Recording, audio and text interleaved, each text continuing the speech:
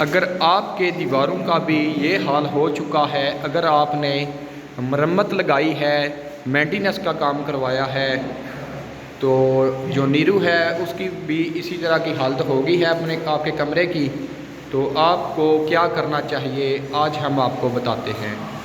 اگر یہی مسئلہ آپ کے ساتھ بن چکا ہے تو آپ اس پر پہلے ایک کوٹ لازمی پرائمر کا کریں۔ اگر ڈسٹیمپر وغیرہ کیا ہے، ٹوچ مرمت کے ساتھ آپ نے کروایا ہے، نیرو پلستر جو بالکل لاپرواہی کی وجہ سے یہ حالت بنی ہے، اس کی آپ نے اچھے سے صفائی کر لینی ہے۔ صفائی کرنے کے بعد آپ اس پر پرائمر کا کوٹ لگائیں۔ پرائمر کا کوٹ لگانے کے بعد آپ اس پر دوبارہ سے ڈسٹیمپر وغیرہ کر سکتے ہیں۔ تو بے احتیاطی سے زیادہ خرچہ بھی ہوتا ہے اور کام بھی کافی زیادہ خراب ہو جاتا ہے۔ تو یہی مسئلہ اسی کے ساتھ بنا ہے کہ چھت کی جو کریک تھے اسے فل کروانے کی وجہ سے، مستریوں کی لاپرواہی کی وجہ سے دیواروں کی یہ حالت ہوئی ہے۔